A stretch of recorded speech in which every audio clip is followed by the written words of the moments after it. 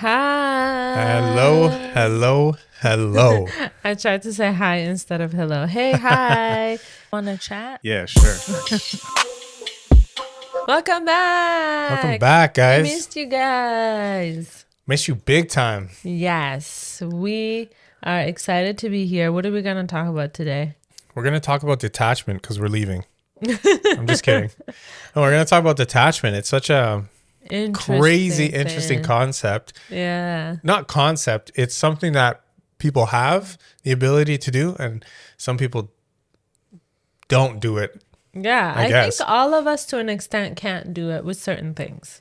Yeah. But some of us are better at detaching ourselves than others. Yeah, that's what I meant to say. Comes easier. Yes, I'm the worst. I cannot detach from, I can say people in my life. It's hard for me to it would be hard for me losing people when that day in 150 years, that's not come with.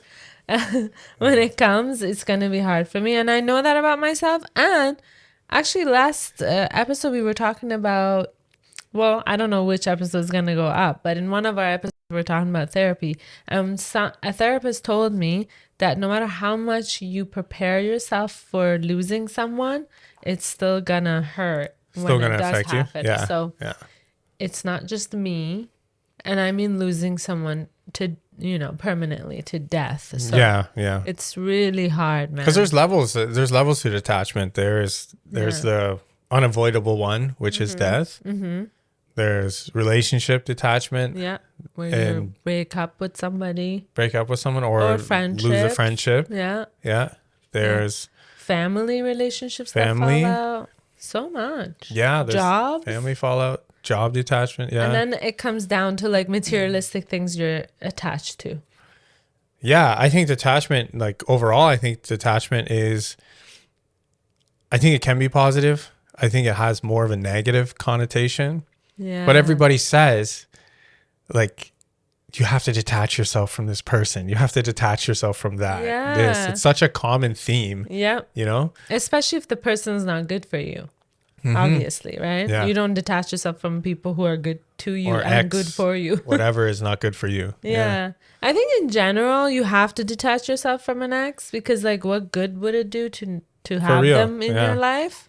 Yeah. I don't know. I really look up to people who are able to stay friends after they've been married or dated, and that's kind of big of people. Yeah, I think if it comes down to kids and stuff like that, oh no, it's important. No, that. with your ex, yeah, some people need to detach from their partner, right? And it's sad, it's unfortunate, but it's cool to see some having that friendship. Do you think it's possible that they're just friends, or do you think one person still has a little bit of feeling and will always love the other person?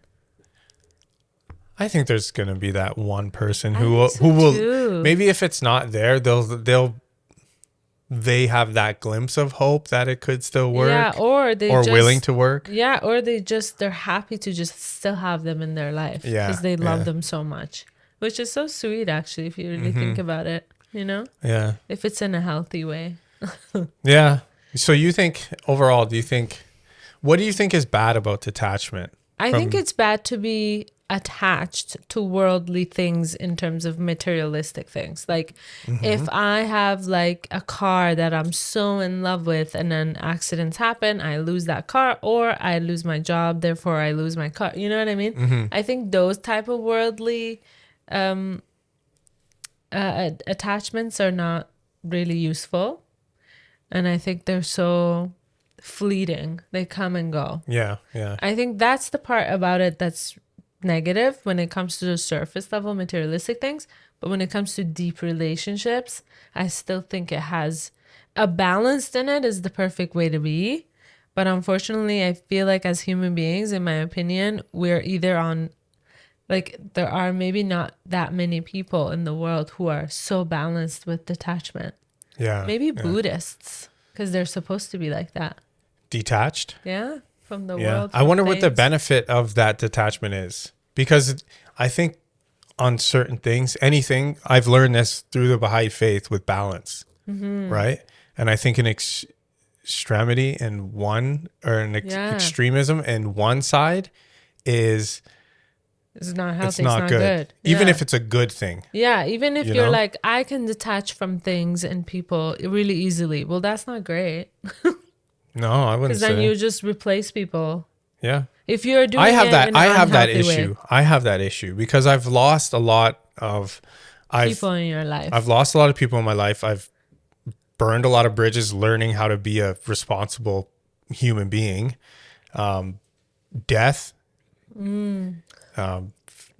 like fits like a rough childhood growing up. Yeah. So Okay. you kind of had to learn to detach yourself. I didn't as learn. survivor. It became a mechanism, Wow. right? Yeah. To like cope, and That's crazy, man. just easier to deal with a new start, or basically that's essentially what it seemed, what detachment essentially ends up being, is a new start, Yeah. right? And What else is it? almost all the time in your life, you've had a new start. Like, it's like you're used to not really fixing anything, just restarting. Okay, this didn't work. Let me restart a new life. Well, I moved 17 times as a kid.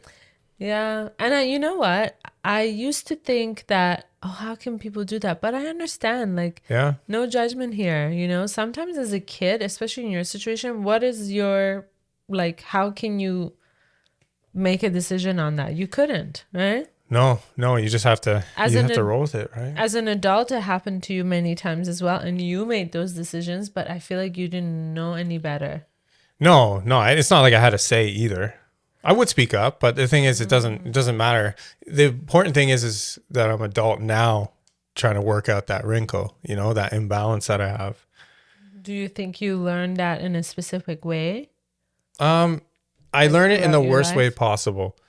I learn it by making the mistake or burning a bridge, That you can't go back on. Yeah, that's unfortunately how I've learned most of my mistakes have been at other people's, or most of my life lessons have been learned on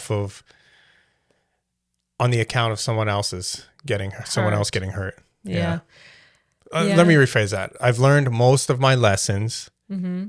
I just want to say it in more clear. In a proper way. I've learned most of my lessons, unfortunately, at the expense of someone else's hurt. And Most of them, you think? A lot of them, yeah. Because with those lessons came a lot of selfish choices, a lot of understanding that I was selfish, a lot of regret. And when you're selfish, you don't consider other people's feelings. Of course, yeah. You're those people thinking get about hurt, yourself, right? Yeah. And that's unfortunate. Yeah, for sure. I don't want to do that. I want to stop that trend. It's gotten less, especially being married to you. Mm-hmm. It's like, because before it was more frequent, right? Mm-hmm. With like a lot of things, with work, with just simple things. We went through a phase just recently that was at your expense. Yeah. Do you know what I mean? Definitely. Yeah. And that's something that I just don't want to keep happening, because I don't have to. I have the environment that supports healthy growth, healthy living. Mm-hmm. I can't afford that anymore. I think when you, I saw a quote today. I have to detach from that. Yeah, that's the thing. You have to detach from certain ways of life, like what you're used to, right? Like, so for instance, like your example is so huge, right? You have to detach from wanting to, okay, when I mess up and I'm selfish and I make these mistakes, I'll just start over. With a new group of friends, like that's not how life is supposed to be. You're supposed to learn from your mistakes and not do that, right? Yeah, and you shouldn't. It's like, it's not a good thing to have to switch friend groups or switch jobs, This is the quote I saw today, and I was going to share it with my students, which I'm going to do tomorrow. I write a quote for them every now and then. Oh, nice. Yeah, so this one is, it's so hard when I have to, and it's so easy when I want to. Right? Like, now you want to do that, and it's so easy. You're like, well, that makes sense. Like, I want my life to be in a certain way. When you want to make a certain change because you might maybe lose something, or not even, you just want something in your life, that whatever, if it's a person or a feeling or whatever it may be, I think then it's easy to make the choice. But I don't know, does it stick? I'm not sure. When people make the thing is when it impacts you, I feel you have to have a certain point of self-reflection, conviction, guilt. What's conviction? Conviction means you truly... You take responsibility and hold yourself accountable? Yeah, you're okay. Doing the crime.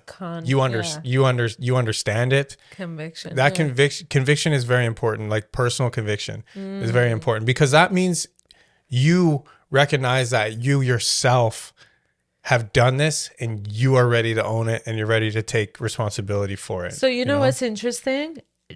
Naturally in my mind, for important things like being a loyal person or not a loyal person, that thing is I don't have to go into myself and find that, and hold myself accountable. I just will never make that mistake. Obviously, never say never. We all make mistakes as human beings. But so far in my 35 years of life, it has always been so natural to choose the right thing, because it's like, obviously I'm going to be loyal when it comes to being loyal and disloyal. But conviction is more past tense. So it's about something you've done already. Conviction would be in hindsight, right? Mm-hmm. A lot of people don't even have that after they know that what exactly. they've done wrong. That's the thing, right? And that's where they stay in that repetitive cycle. Yeah. And, I've done that with things. We all do that with habits we have. Right? 100%. We don't change. Yeah. It doesn't have to be some deep thing. It could be like eating sugar. You know what I mean? Yeah, something small. Yeah. Yeah. I'm just trying to bring up something deep because I feel like I know I'm not the only one who goes through this stuff. Of course. Right? Yeah. And as human beings, we all go through. You're not the only one either. Yeah. You go through things yourself, and you have things that you feel that affect you. I don't want to say you have things you need to work on. I'm not going to say that about anybody. No, right? That's not how it came across. It's like we all have to do something. There's something in our life that we think about more than other things.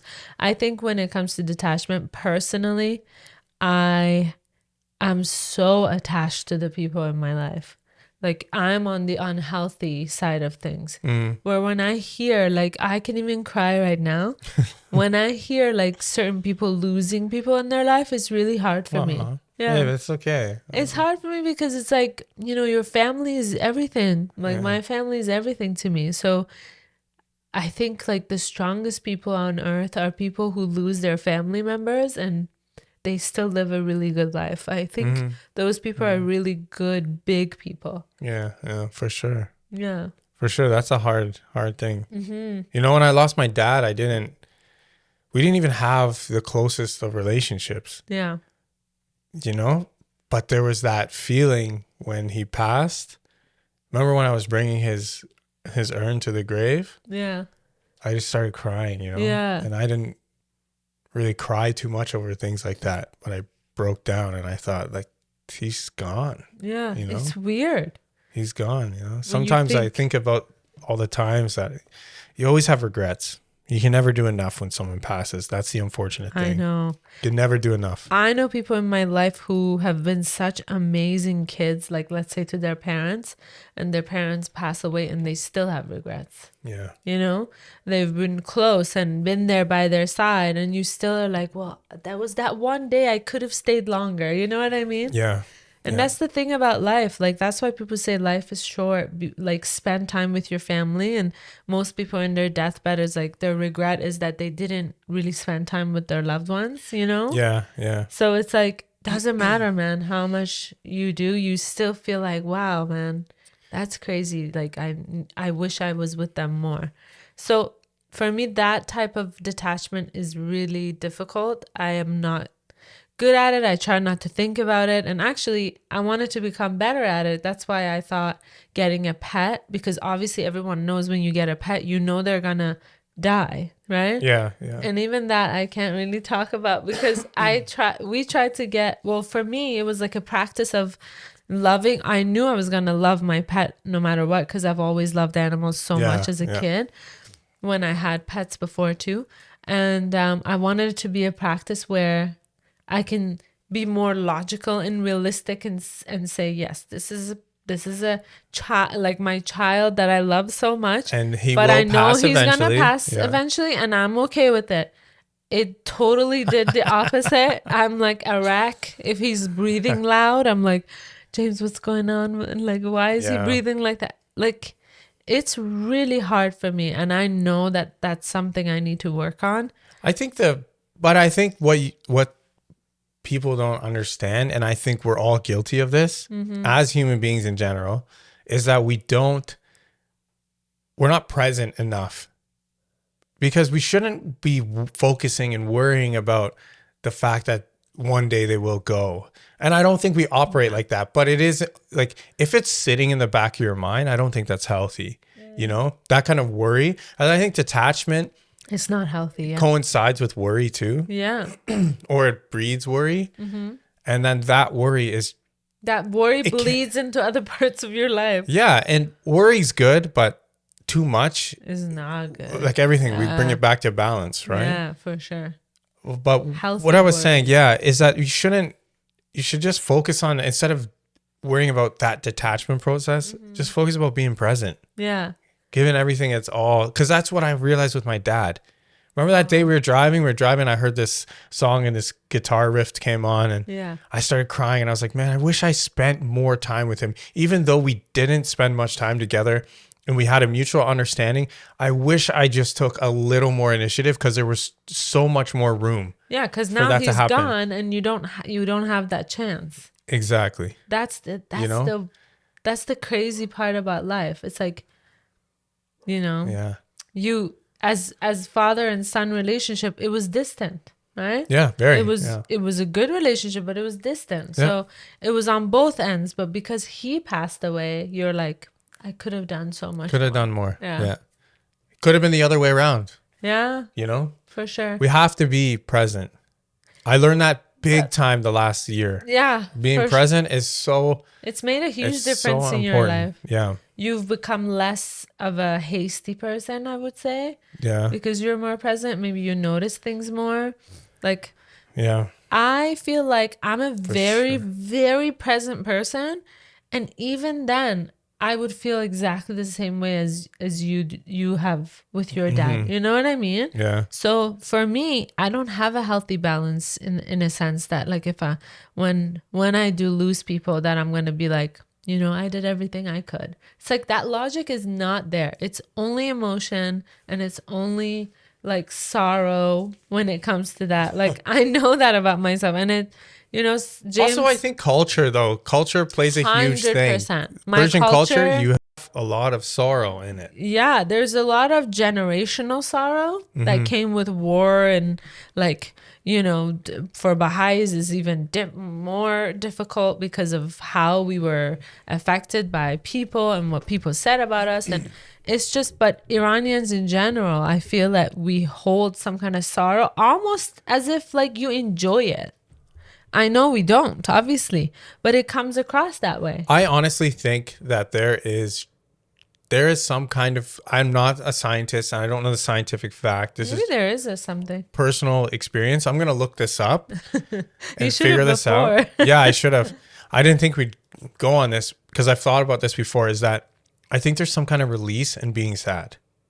Oh, I think there's like an addiction. There's an addiction. There's something, endorphins, dopamine, something going into your system that makes you want to feel sad. And I say that because I remember as a kid, when we were going through some stuff, my mom was, her boyfriend, beating her and all that. I remember crying in my room or getting punished for something so stupid. And that part wasn't stupid. That's pretty serious. That part was serious. Yeah. Punishment. Not small. It became a norm in my childhood. That's crazy. Yeah. So, I mean, a lot of kids go through that too, right? And I don't want to make a sob story, but it's not. I just remember being in my room crying, being like, oh, I don't deserve this. I don't deserve this. And then I had no more tears. And I was like, you calm down. And then I was like, I could still cry. I don't deserve this. And I remember it just felt good or something, release, some kind of release. And I was like, wow. I only realized that like this year when I was thinking about that. Came back to me, because we were doing all that I was doing all that therapy work, and that came back to me, and I was thinking about that. That's crazy. I do think it has some release, but yeah. Detachment is something that it's such a fine line. It's such a fine line. Yeah. I think it's also very interesting, like with our dynamic, that one of us is on this side and the other is on the other. Two extremes. Extremes. Yeah. I think it's very like, it's almost like so dangerous because it's a little bit like, worrisome. Volatile. For the worrier here. It's like, yeah. So, I mean, it'll be cool if we were able to like kind of maybe balance each other and bring each other to the middle. I think we do. I think I've definitely done that for you and you've done that for me in certain situations. I think you need to come back a little bit. Definitely more. Yeah. Towards your side of the spectrum. Yeah, I don't think you ever will. I don't know. I don't think you ever, not in a bad way, but I don't think you will because it's not only personal, but it's culturally. It's cultural too. Yeah. It's like, and it comes from a really real and loving place. Yeah. And that's the hard part. Too much right? love. It's not a negative like foundation. But I think everybody who is close with their family and loves their family is like that. Yeah, for sure. But I've seen people who've been very close. You're in the like low percentage of, like how you dealt with your dad's death is not understandable for me. Yeah. I understand it because I knew of your relationship, of course. Mm-hmm. That's why I understand it. But in terms of like, even as outsiders, other people, I'm sure people close to you were like, oh, what? Yeah, well, now take that in and think of my brother, Justin. He grew up with him. He was raised by him. And he still handled that like. I think it was harder for him than you. Harder for him than me, for 100%, sure. 100%, yeah. But he handled it so well. So well. It's admirable how I think Canadian culture, I'll just speak of what I have experienced, is towards death.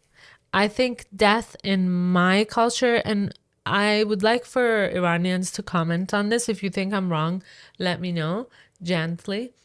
But I think in Iranian culture, death is scary. Like, I never went to a funeral as a kid and I felt peace. Right. It was the saddest thing seeing everyone cry their eyes out. And like, I went to a lot of Baha'i funerals, which are toned down. Okay. Mm-hmm. The ones that I saw from different religions and they were in the actual cemetery, there are women and men, and it's not just women and men who are sitting by the grave of their child, which I understand, right? Or whoever they've lost, and they're taking the soil and like they don't want to let go, and like putting the soil on their head and they're screaming and crying. Imagine it. Yeah. I mean, literally, yeah. Literally. Like, they're so upset. And again, I understand. But I don't think it was very healthy for us to be there as kids and seeing these things. Obviously, it's had an effect on us. Yeah, for sure. To be so emotional when it comes to death. And then you grow up, become an adult, and then you do that, and then your kids do that. Yeah, and your kids see it. So obviously, I'm going to... Your kids hak to sadet. It's like a hak to sadet generation of hak to sadet. But hak to saram, which is my head, not yours. Yeah. So... it's very extreme. Like, I know, what is it in Irish culture where they have like their funerals are at bars and people drink and celebrate? Yeah. Like, that's disrespectful in a lot of cultures. Where I come from, that's like, how dare you laugh, drink, and celebrate? But doesn't it make sense to celebrate someone's life? Even if they died early, even if they died in an inhumane way. You know what I mean? Yeah, well, you want them to go. I think it's better. You're not celebrating them dying, burning in hell. Yeah. You're not celebrating them dying. You're celebrating the life that they lived. Yeah, I just find it funny that it could be disrespectful of people drinking and celebrating, being merry. Yeah. Yeah, it is. I'm telling you. People find it strange. Yeah, I teach different cultures, so I know we talk about these things. I think in some traditions, it's gotten away from the roots big time because those are old traditions, and then they've been modified and switched and kind of and then you see in Aboriginal like culture and traditions, death is such a peaceful and like when you see holistic passing, where the body goes back to the earth in a way that's going to help the plants. You know what I mean? Yeah. Like it's just so so crazy how death has like evolved throughout the years, and funerals and memory of people who die. It's a difficult situation. I cannot judge anybody for what they do when they lose somebody. I think one of the worst things you can do is think, oh wow, James's father died and he only cried 3 times, for example. Yeah. You know what I mean? Like, how dare somebody think that of you? They don't know how you were raised. They don't know your culture. Same with me thinking, how can this person put soil on their heads? Wow, are you crazy? Same thing. Like, there's no way you can understand someone's pain when it comes to losing somebody. Yeah, for sure. And I think as human beings, obviously we shouldn't judge anybody in any situation, but in specifically for losing people, I think I can never think to myself, wow, why would they do that? Why? Yeah. So I understand. That's a personal grieving process. Exactly. So anyway, I think this is a very heavy topic. If you are a person who's lost someone and you've dealt with it, you're a strong person, or you're dealing with it. Wow. Same with you, you know, you are dealing with it. You have dealt with it. If you've lost someone that's close to you, you had a close relationship with, and you're still going through it, you know, that's something that happens to all of us, unfortunately. And you're very strong. So keep going. What else can we do? Right? Life has to go on. Otherwise, you start neglecting the things that are important to you that are still here. I think like growing up, if you have your family around you, there's love, there's support, you're lucky enough that everyone's healthy, it becomes almost scary to think about losing somebody. Like I know one of my cousins who she goes to her parents' when she sleeps over at their house, she goes and checks at night if they're okay, if they're breathing, if they're fine. You know what I mean? It's crazy. Yeah, because they're getting older. Yeah. Okay. Their parents, Yeah, her parents. Yeah. And so, like... I thought you meant her parents check her. No. She checks her parents. Yeah, because they're getting older. Shame. And like, yeah. It's just too much worry, though, sometimes. Especially when we're young. We take it for granted. This thing, it's such a vicious cycle. What? Because you could say... Here I am saying, you shouldn't worry, be present. But then, what happens when it happens? Yeah. It's never going to be enough. It's never going to be enough. But I think I envy the way that your culture is and how you, and maybe envy is very strong, but it's mildly. You know what I mean? Yeah. It's for lack of better words. But I would do the same for you because I see the negatives. It's like the grass. It's not the grass is greener. It's just opposite perspectives. Yeah, for sure. Right? Yeah, it's just like it's easier though to be detached if you really think about it. No, but you sacrifice a lot. That's the thing. You sacrifice when you have that ability to detach easy. You sacrifice a lot of things. You give up a lot of things. You neglect things that need attention. Yeah. It's not the same. I'm just thinking selfishly. It's easier to deal with like not caring, you know. Yeah. But do people who are detached actually not care, or do they just, like you said, neglect it and later in life it comes back to bite them in the butt? I think anything negative comes back to bite you. Yeah, I agree. Right? Whether you live a lifetime of trampling on people to get to the top, detaching yourself from close relationships, no matter what, you're going to feel it.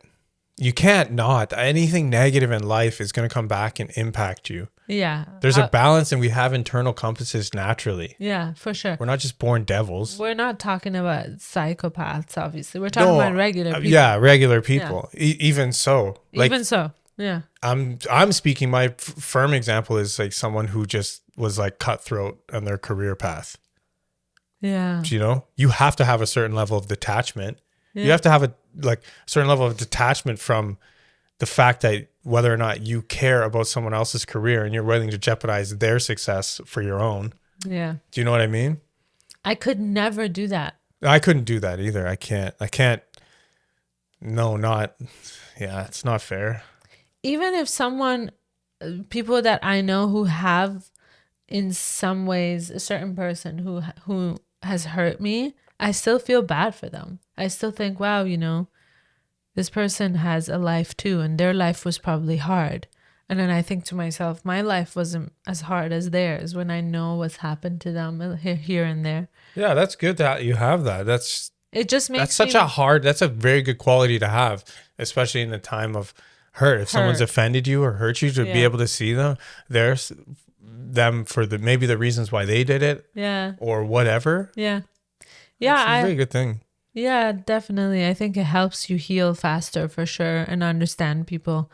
But emotions are crazy, you know, you have up and down. I think that's the reason why a lot of things fail and relationships fails, because the person who's offended doesn't do that. Yeah. They don't consider the other person. A lot of interactions daily. We have interactions with somebody at the store. They freak out. They are rude to you. If you assume they're racist, just being dicks or, you know, like jerks because they have nothing better to do in their day. Yeah.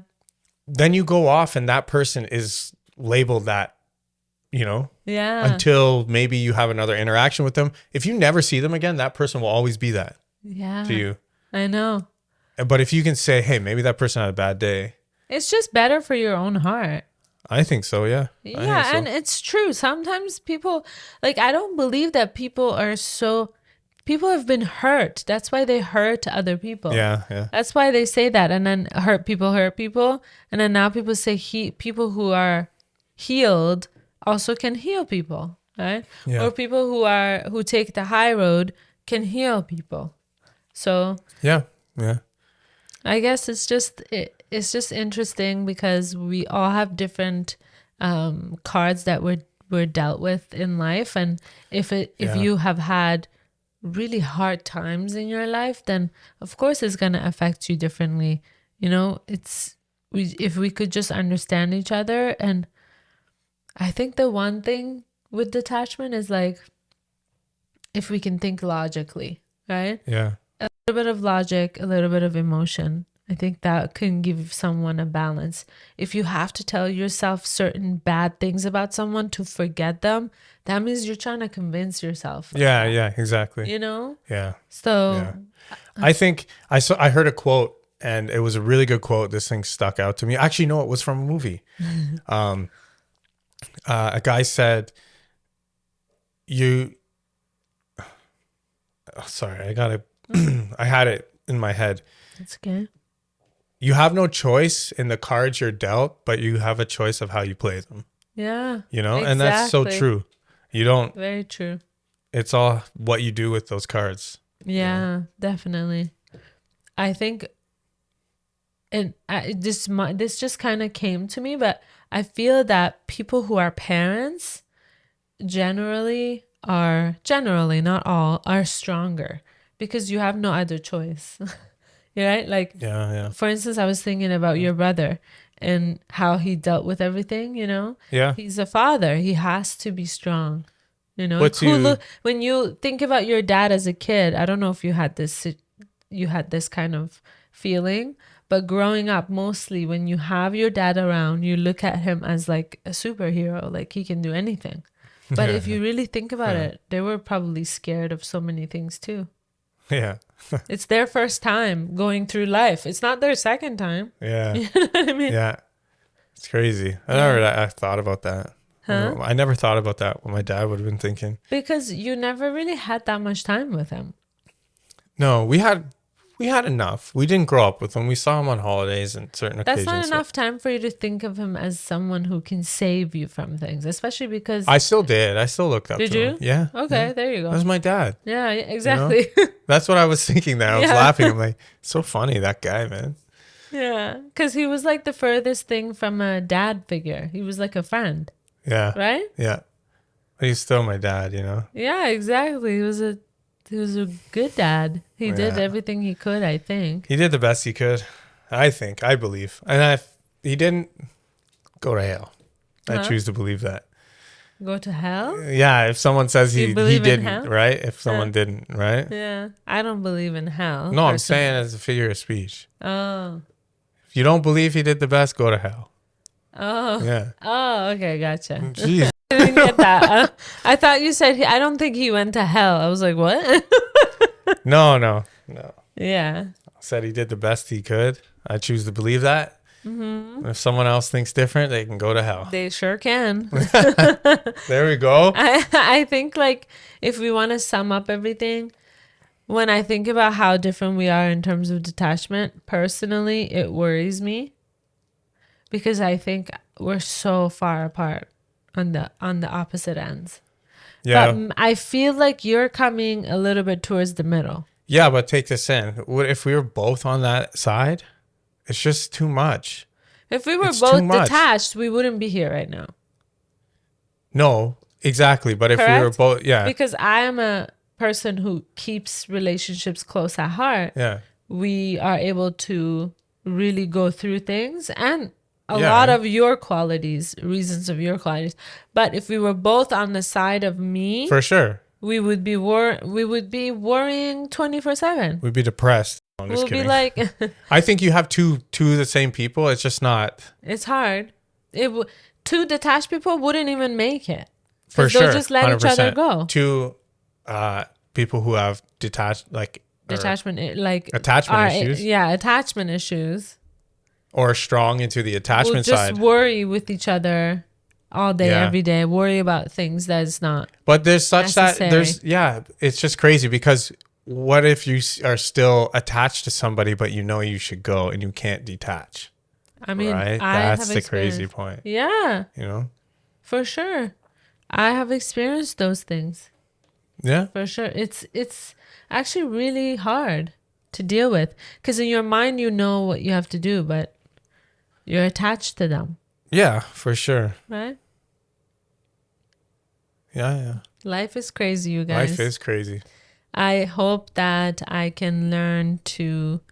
Well, James said that I'm probably never going to be a detached person. I agree.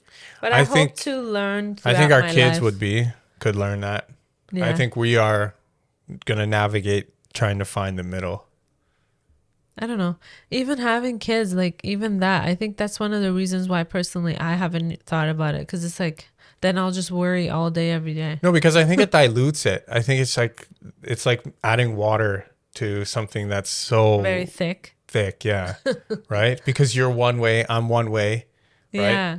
If we have a child... Hopefully the child can balance us out. If we can find some way to get kind of closer in, then I think they could become a little bit closer in. Hopefully they won't pick up on one of our sides. No, if we're talking about it, they'll be fine.